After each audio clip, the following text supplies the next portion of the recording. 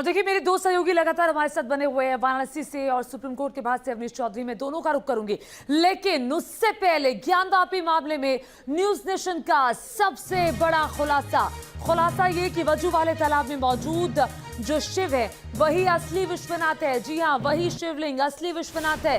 असली विश्वनाथ के चारों तरफ था तालाब, जैसा कि इस वजू खाना में है, चारों तरफ तालाब था। आपको हम बता देना चाहते हैं 1827 में जेम्स प्रिंसेप ने अपनी एक किताब में बकायदा इसका जिक्र किया था। और ना सिर्फ 1827 में इसका जिक्र जेम्स प्रिंसेप की किताब में किया गया था, बल्कि उसके अलावा 1937 में भी एएस अटलेकर ने भी इसकी पुष्टि की थी, इसका जिक्र किया था। और ये देखिए, ये दो तस्वीरें आप देख रहे हैं। जो हम क्यों कह रहे हैं कि आखिर जो शिवलिंग है, ये जो मिला है वहां पर वजू खाने के अंदर जो शिवलिंग मिला है उसके चारों तरफ तालाब है। जो असली शिवलिंग था बाबा विश्वनाथ का, वो भी बिल्कुल वैसा था। ये देखिए, उस शिवलिंग के चारों तरफ तालाब बना हुआ था। और ये भी बात हम आपको बता देना चाहते हैं कि जब रानी अहिल्याबाई ने नए मंदिर में बिल्कुल जब वाराणसी को नए तरीके से बसाया था, तब नए मंदिर में पुराने मंदिर की प्रतिकृति उन्होंने बनवाई थी। मौजूदा लिंग भी तालाब जैसी संरचना के भीतर है और 12 ज्योतिर्लिंगों में सिर्फ बाबा विश्वनाथ तालाब जैसी संरचना के भीतर है।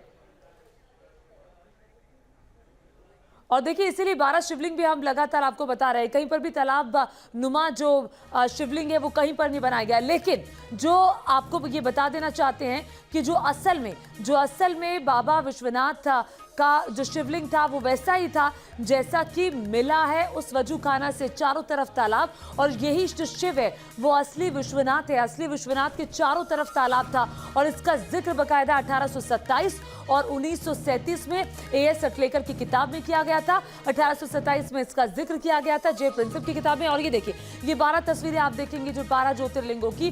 तो यहाँ पर ये जो ज्योतिर्लिंगों की आप तस्वीर आप देख रहे हैं, कहीं पर भी आपको तालाब दिखाई नहीं देगा। कहीं पर भी वो तालाब नुमा जो आकृति है वो आपको दिखाई नहीं देगी। लेकिन वजू खाने वाले तालाब में मौजूदा जो शिव है उसे ही हम असली विश्वनाथ कह रहे हैं, क्योंकि जो असली विश्वनाथ के चारों तरफ वैसा ही तालाब था जैसा कि इस वजू खाने में मिला है। और इसीलिए हम 12 ज्योतिर्लिंगों की तस्वीर भी आप देख रहे हैं। यहाँ पर ऐसा नहीं है, जो असली प्रतिलिपि थी, जो असली आकृति थी, उसी की तरह ही वजू खाने की भी आकृति है। मेरे साथ मेरे दो सहयोगी लगातार बने हुए हैं। मेरे साथ राकेश पांडे लगातार बने हुए हैं और उसके अलावा अवनीश चौधरी बने हुए हैं। मेरा राकेश, चूंकि आप वाराणसी में मौजूद हैं, मैं आप ही के पास आना चाहूंगी। लगातार हम भी ये दावा कर रहे हैं और जिक्र कर रहे हैं कि रानी अहिल्याबाई ने नए मंदिर में पुराने की प्रतिकृति बनाई, यानी कि ठीक वैसा जो वजू खाने में हमने देखा कि शिवलिंग है और ऊपर से वो थोड़ा सा चकोर है और आसपास तालाब पूरा बना हुआ है। तो मैं ये जानना चाहती हूँ कि ये जो दावा है, इस दावे को लेकर ही हिंदू पक्ष पहुंचा हुआ है कोर्ट के अंदर।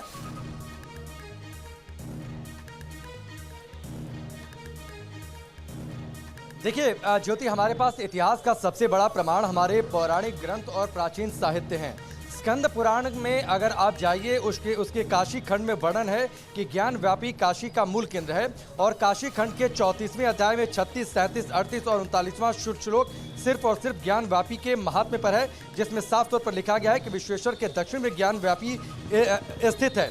लेकिन बाद में जब विश्वनाथ मंदिर का ध्वंस होता है, आक्रमणकारी आए और उसके बाद जब पुनर्निर्माण होता है तो ज्ञान व्यापी और नंदी उत्तर भाग में हो गए। और नंदी का मुंह मस्जिद के होने का तात्पर्य यह है कि शिवलिंग वहाँ पर था, जो बाद में स्थिति बिगड़ी, जिसको लेकर तमाम बातें अब हो रही हैं। और जिस वजू खाने का जिक्र हो रहा है कि वहाँ पर शिवलिंग है, वो स्कंद पुराण की इस बात से भी स्थापित होता है।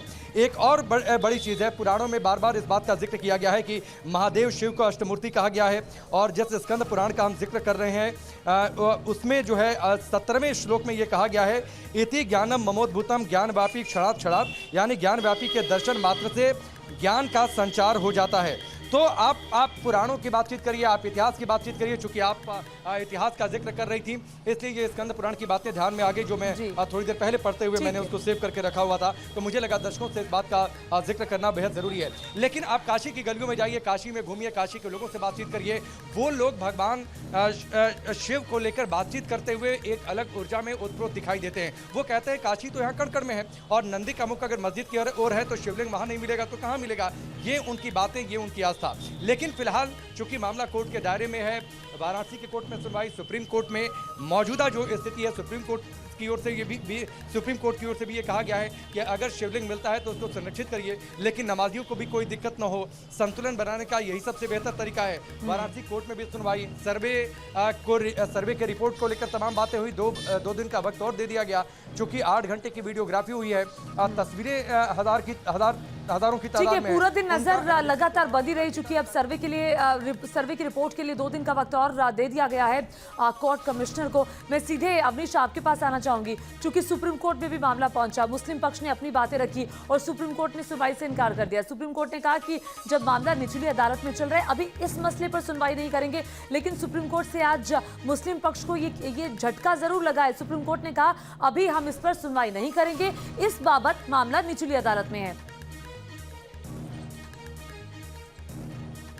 जी बिल्कुल, आज जब इस मामले की सुप्रीम कोर्ट में सुनवाई हुई तो अंजुमन इंतजामिया कमेटी के जो एडवोकेट हैं अहमदी, उन्होंने सबसे पहले यही बात उठाई कि जो सिविल कोर्ट की जो प्रोसीडिंग रही है वो उसे उन्होंने गलत ठहराया और उस पर रोक लगाने की मांग करी। लेकिन सुप्रीम कोर्ट ने साफ कर दिया कि वो कि ऐसा कोई आदेश जारी नहीं करेंगे जिससे कार्यवाही पर रोक लगे। और आखिर तक सुप्रीम कोर्ट ने ये कहा कि जो निचली अदालत की कार्यवाही है वो जारी रहेगी और जहां तक जो शिवलिंग का जो दावा है, शिवलिंग मिलने का, वो जगह भी संरक्षित होनी चाहिए। एक राहत की बात जो याचिकाकर्ता थे उनके लिए ये रही कि जो उनके आदेश पर, पिछले आदेश पर रोक तो नहीं लगाई, लेकिन जो नमाजी हैं उनके ऊपर भी रोक लगाने से मना कहा ये स्थानीय प्रशासन की जिम्मेदारी है। शिवलिंग को सुरक्षित रखा जाए और नमाजी नमाज पढ़ सकते हैं। सदुद्दीन ओवैसी क्या कह रहे हैं, आइए आपको सुनवाते हैं। नो, सुप्रीम कोर्ट ने इन द इम्प्यून ऑर्डर कहा है। और एक बात याद रखिए, वजू करना जो है मुसलमानों में रिलीजियस ऑब्जर्वेंस में आता है, तो वजू करने की इजाजत है इसमें। उसको प्रोटेक्ट नहीं करना चाहिए, वजू करना चाहिए वहां पे, ये बोल रहे हैं आप? नहीं, मैं कहा बोल रहा हूं, आप बोल रहे हो। मैं तो इन कोर्ट का ऑर्डर आप पे बोल रहा हूं। कोर्ट ये बोला कि you can go and with all and observe when you can perform all your namaz with the religious observances. But at the same time, religious. Please understand, religious observances also include performing wuzu, performing ablution. And the court said in the impugn order, my whole contention was that number one, this whole survey is completely wrong. Appointment of commissioner is completely wrong. It violates 1991 Act and procedural unfairness. How can the other party, without even that survey commissioner going and giving a report, how can the court, even without hearing the Muslim side, issue an order? So that is why I am of the opinion that hopefully on 19th, when the Supreme Court will hear this, we hope that the Supreme Court will give a complete stay on this order. Sri Krishna Janmabhoomi has and do complete justice. Sir, a similar petition has been moved in Mathura, sir. There, the petitioner has requested court to stay. Asaduddin Owaisi को आप सुन रहे थे, AIMIM chief Asaduddin Owaisi, जिनका कहना है कि court commissioner की जो नियुक्ति है वो गलत हुई है और ये सर्वे ही गलत है। वाराणसी कोर्ट का फैसला जो है वो गैर कानूनी है। सर्वे को लेकर के वो जिक्र कर रहे थे, 1991 के कानून का उल्लंघन हो रहा है। असदुद्दीन ओवैसी का ये बयान।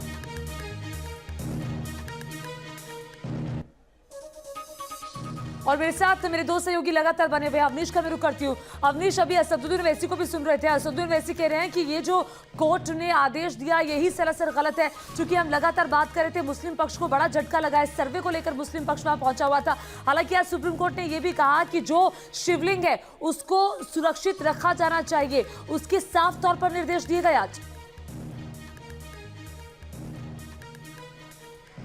जी ज्योति, बिल्कुल ओवैसी साहब पता नहीं किस आधार पर बात कर रहे हैं। आज हमने पूरे दिन प्रोसीडिंग सुनी, कहीं ऐसी बात नहीं आई। सुप्रीम कोर्ट ने दोनों पक्षों को सुना, दोनों पक्षों को पूरी गहराई से सुनने के बाद ये तय करा कि इस मामले में विस्तृत सुनवाई की आवश्यकता है। जो 9 पक्षकार हैं सभी को नोटिस दिया जाएगा, सभी का पक्ष सुना जाएगा। और जहां तक ये इनकी इंतजामिया कमेटी की मांग थी कि स्टे लगा दिया जाए, सिविल कोर्ट के जो पिछले आदेश हैं उनको रोक दिया जाए, तो सुप्रीम कोर्ट ने कहा कि नहीं, अभी इस समय इसकी कोई आवश्यकता नहीं है। जब तक हम सारी चीज़ों को नहीं सुनेंगे तब तक ऐसा कोई आदेश पारित नहीं करेंगे। नमाज अगर आप अदा करना चाहते हैं तो आप नमाज अदा करें, लेकिन जहां शिवलिंग मिलने की बात है तो उसकी सुरक्षा भी की जाएगी, ताकि जो एविडेंस है वो कहीं से किसी तरह से वो हर तरीके से संरक्षित रहे, उनसे कोई छेड़छाड़ ना हो। सुप्रीम कोर्ट की सुनवाई आज बहुत बैलेंस रही, जिसमें दोनों पक्षों को सुनने के बिल्कुल बाद दोनों किसी पक्षों तरह का को कोई बारी ऐसा बारी आदेश से जारी नहीं। अपनी बात कहने का मौका दिया गया और दोनों पक्षों को सुप्रीम कोर्ट ने बहुत तफसील से सुना। बहुत शुक्रिया